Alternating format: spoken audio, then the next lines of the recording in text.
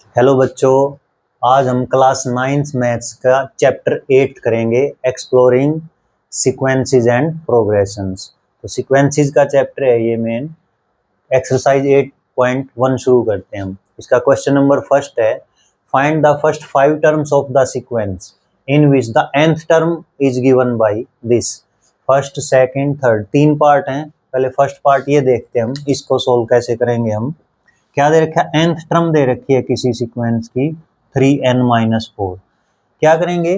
First 5 term find करनी है। First 5 term कैसे फाइंड करेंगे? n की जगह 1 पुट करेंगे, या दिया भी है लास्ट में, दिया कि for n greater than equal to 1। 1 से स्टार्ट करेंगे, फिर 2 रखेंगे n की जगह, 3 रखेंगे, फिर 4 रखेंगे n की जगह, फिर 5 रखेंगे। तो ये जो भी वैल्यू यहाँ से निकल के आएंगी 1 2 3 4 5 के लिए, वही फर्स्ट 5 टर्म हो जाएंगे हमारी। जैसे हम n की वैल्यू क्या रखें? पहले 1, n की वैल्यू 1 रखेंगे, t1 यहाँ 1 रखा है, यहाँ भी n की जगह हम 1 रखेंगे, -4। क्या आ जाएगा? 3 की और 1 की मल्टीप्लीकेशन 3 -4। इसको सिंप्लीफाई करेंगे, -4 प्लस के 3 हैं तो -4 क्या बचेगा? -1। जब एक वैल्यू प्लस की हो माइनस को सब्ट्रैक्ट करते हैं हम, तो 4 - 3 1, क्योंकि एब्सोल्यूट वैल्यू 4 की बड़ी है, वो माइनस के थे तो माइनस आंसर आएगा। इस तरह से हम करते हैं। n की वैल्यू क्या पुट करेंगे अब? 2। n की वैल्यू 2 पुट करेंगे यहाँ पे, तो ये क्या आ जाएगा? t2 यानी टर्म सेकंड 3 × 2 -4।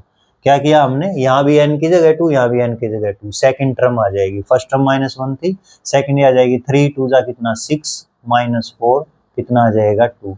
तो सेकंड टर्म हमारी कितनी आ गई है? 2। नेक्स्ट क्या करेंगे? n की जगह क्या पुट कर देंगे? 3। तो n की जगह पुट करेंगे हम 3, यहाँ पे पुट करेंगे तो t3 यहाँ पे पुट करेंगे 3 × 3 -4, 3 3 जा 9 -4 कितना आ जाएगा? 5। तो थर्ड टर्म हमारी कितनी आ गई? 5। इसी तरीके से n की जगह हमने क्या पुट किया? 4। n की जगह 4 पुट करेंगे हम, n की जगह 4 पुट किया, क्या बनेगा? यहाँ भी 4, यहाँ भी 4, 3 4 -4, 3 और 4 की मल्टीप्लाई करेंगे कितना आएगा? 12 -4 कितना आंसर आ जाएगा? 8। तो फोर्थ टर्म हमारी 8 आ गई। इसी तरह फिफ्थ टर्म यहाँ लिख देता हूँ मैं। फिफ्थ टर्म n की जगह हम क्या पुट करें? 5। तो n की जगह 5 पुट करेंगे, t5 = 3 × 5 -4 कितना आएगा? 15 -4 कितना आएगा? 11।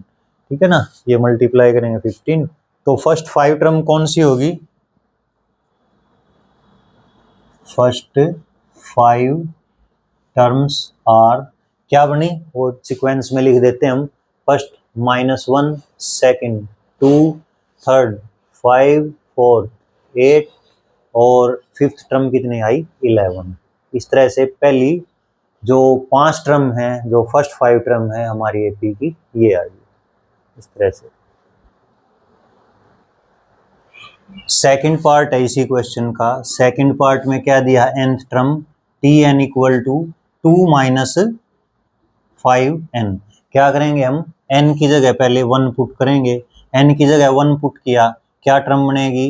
t1 यहाँ पे आएगा 2 - 5 × 1, 2 - 5 की और 1 की प्रोडक्ट 5। अब माइनस के 5 है, प्लस के 2 है, तो माइनस के कितना बचेगा? 3। ठीक है, 5 में से 2 गया कितना? 3। फर्स्ट टर्म ये आ जाएगी। सेकंड टर्म n की जगह क्या पुट करें हम? 2। n की जगह 2 पुट किया, t2 2 - 5 × 2, 2 - 5 2 जा कितना आ जाएगा? 10। ये कितना बचेगा? माइनस के 8। तो सेकंड टर्म हमारी कितनी आएगी? -8। क्या करेंगे? n की जगह अब क्या पुट करेंगे? 3। n की जगह 3 पुट किया, यहाँ भी 3, यहाँ भी 3 पुट करेंगे, 2 - 5 × 3 कितना? 15 कितना आ जाएगा? ये -13। अब n की जगह हम कितना पुट करें?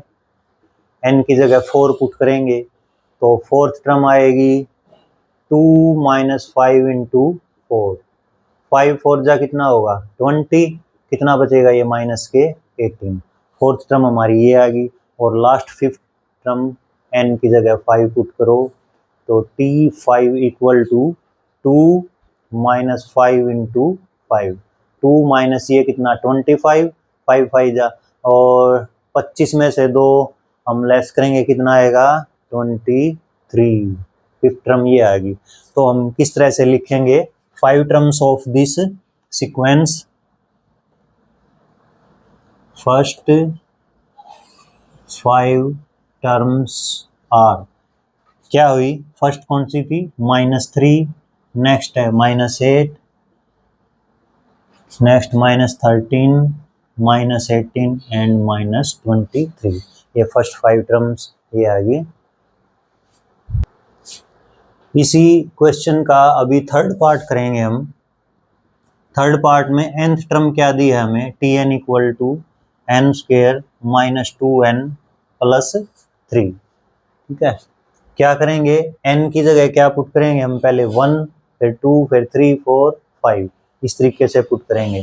तो n की वैल्यू हमने 1 पुट की, तो फर्स्ट टर्म क्या आई t1, 1 यहाँ भी पुट किया 1, -2 मल्टीप्लाई 1 प्लस 3, 1 का स्क्वायर किया 1 आएगा, यहाँ -2 की और 1 की मल्टीप्लीकेशन -2 आएगी, और लास्ट में कितना है 3, प्लस के अलग से ऐड कर लो, 3 और 1 4 और माइनस के 2, तो फर्स्ट टर्म कितनी आ गई, 4 में से 2 लेस करेंगे कितना 2, फर्स्ट टर्म हमारी क्या आएगी 2। नेक्स्ट n की जगह क्या पुट करेंगे हम 2, n की जगह 2 पुट किया, t2 यानी सेकंड टर्म कितना आएगा ये 2 का स्क्वायर -2 मल्टीप्लाई 2 प्लस कितना 3, 2 का स्क्वायर कितना होगा 4,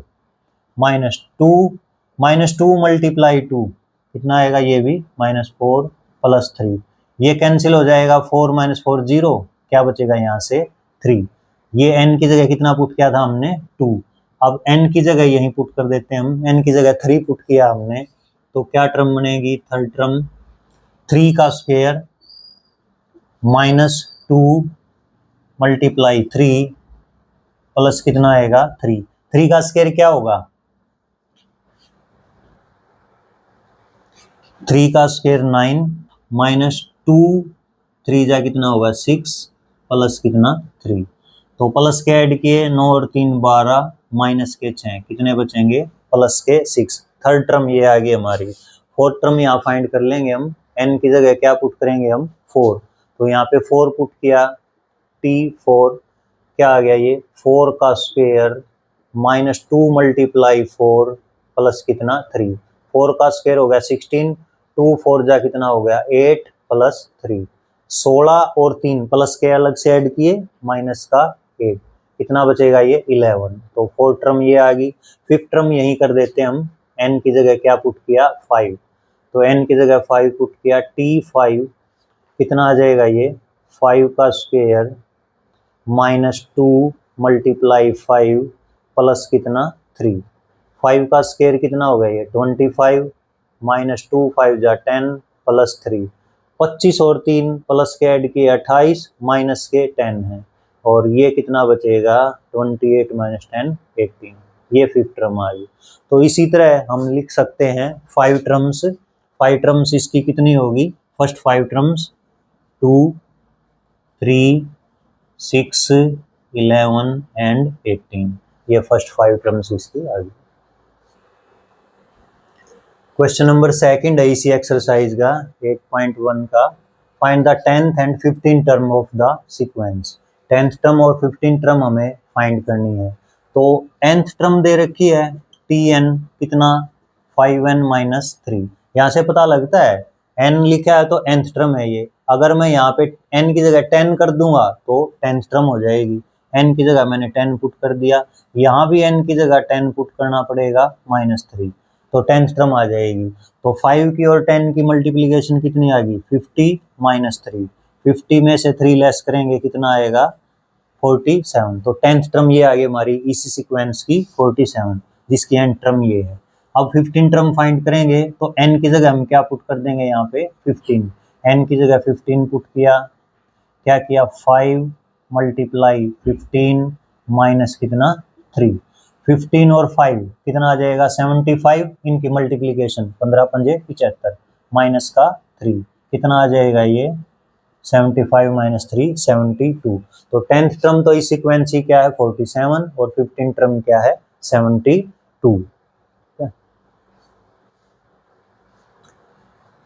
क्वेश्चन नंबर 3 है एक्सरसाइज 8.1 का, डेटरमिन weather 97 and 172 are terms of the sequence tn equal to 5n minus 3 for n greater than equal to 1।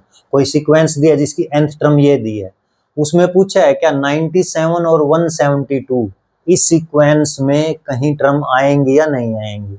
97 जैसे हम फर्स्ट टर्म देखेंगे n की जगह 1 पुट करेंगे तो 5 1 जा 5 माइनस 3 2, फर्स्ट टर्म जैसे 2 है। इसी तरह 97 कहीं आएगा क्या, इसमें कौन से नंबर पे आएगा ये पता करेंगे हम।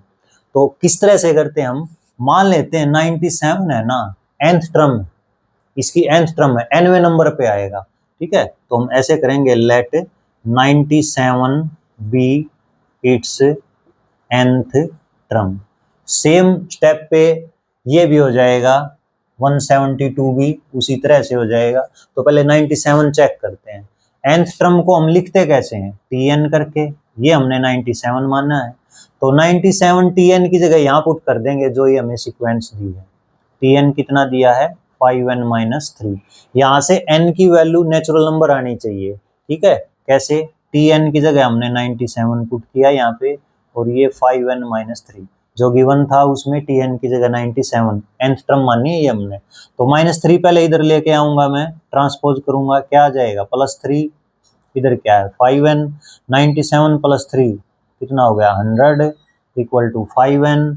और अब क्या किया मैंने, n की वैल्यू फाइंड करनी है तो 5 मल्टीप्लाई इस साइड आके क्या होगा ये डिवाइड होगा। तो कैंसिल करो 5 से, 5 1 जा 5 2 जा 0, n की वैल्यू कितनी आ गई है 20, n की वैल्यू 20। इसका मीनिंग क्या है n की वैल्यू 20, यानी 20th नंबर पे हमने n टर्म माना था, 20th टर्म इस सीक्वेंस की 97 है, इसका ये मतलब हुआ, ठीक है ना। अगर हम n की जगह यहाँ पे 20 रखेंगे तो 97 ही आएगा हमारा।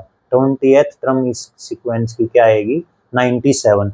अगर आ जाता है इसमें, अब इसमें देखने वाली बात ये है n की वैल्यू अगर ये कैंसिल ना होती 5 से, मान लो यहाँ पे होता 101 अपॉन 5 करते, नेचुरल नंबर नहीं आता। नेचुरल नंबर आना जरूरी है, नेचुरल नंबर से, क्योंकि हम चीजों को काउंट कहाँ से करते हैं, काउंटिंग नंबर कौन से हमारे, काउंटिंग नंबर नेचुरल नंबर हैं। जैसे 1 2 3 चीजों को गिनते कैसे, हम चीजों को ऐसे गिनते 1 2 3 1 2 3, कुछ भी चीजें ये थोड़ा गिनेंगे कि जैसे क्लास में स्टूडेंट है कितने स्टूडेंट आए, हम ऐसे गिनेंगे भाई 4 बैठे हैं तो 1 2 3 4, ऐसे थोड़ा गिनेंगे 1 1.5 2 2.5। तो वो क्या है, वो नेचुरल नंबर नहीं है। नेचुरल नंबर क्या होंगे, पूरा 1 2 3 4 चीजों को ऐसे गिनते हम।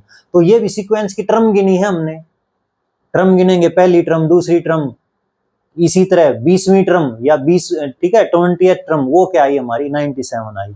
अगर ये आ जाता हमारा कोई रेशनल नंबर आ जाता, किस तरह का रेशनल, p/q की फॉर्म में, जैसे 101/5 आ जाता, तो ये कौन सी टर्म होती, इसकी टर्म नहीं होती। हम आंसर ये देते कि 97 उस सीक्वेंस की टर्म नहीं है, ये आंसर होता हमारा। लेकिन अब हमारा ये नेचुरल नंबर आया n की वैल्यू नेचुरल नंबर है, तो इसका मतलब ये 20th टर्म है इसकी, हमारी इस सीक्वेंस की। सेम इसी स्टेप पे देखो, ये चेक करेंगे हम, कौन सा 172 को लिख लेते हैं। अब इसकी कौन सी टर्म, nth टर्म।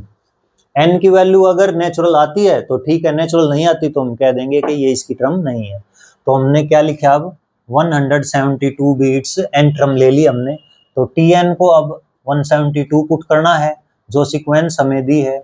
tn कितना दिया 5n माइनस 3, इसकी जगह हमने 172 रखा, ये कितना आया 5n माइनस 3, -3 को इधर लेके आएंगे प्लस का हो जाएगा +3, ये कितना हो गया 5n, 172 + 3 ये कितना आएगा 175। अब क्या किया हमने, 5 को इधर लाके डिवाइड करेंगे, उधर मल्टीप्लाई है अपॉन 5, ये n की वैल्यू आ जाएगी।